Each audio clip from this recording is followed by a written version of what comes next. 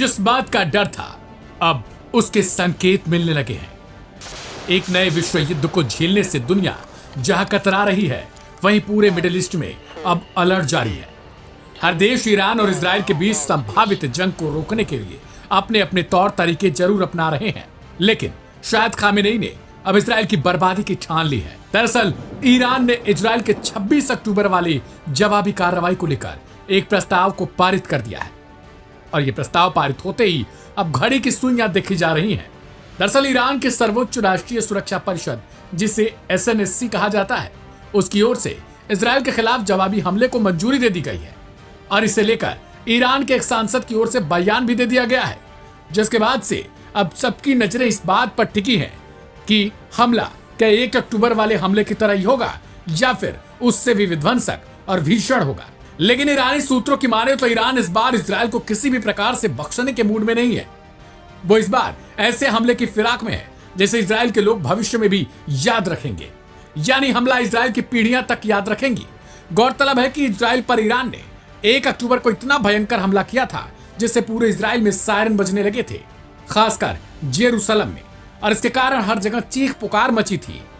Israel पर Iran ने एक साथ 200 से ज्यादा बैलिस्टिक मिसाइलों से हमला बोल दिया था।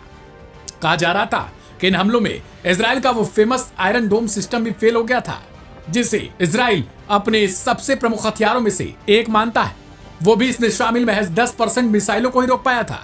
हालांकि इजराइल की तरफ से जरूर यह दावा किया गया कि उसके आयरन डोम सिस्टम ने हवा में ही मिसाइलों को इंटरसेप्ट करके उनको मार गिराया। इसी हमले के जवाब में इजराइल ने 26 अक्टूबर को ईरान पर करीबन 100 फाइटर जेट के साथ हमला बोला था।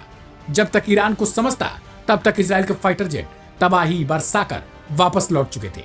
कहा जा रहा है कि इस हमले में 4 से 6 लोग मारे गए थे। इनमें ईरानी सैनिक और आम जनता भी थी।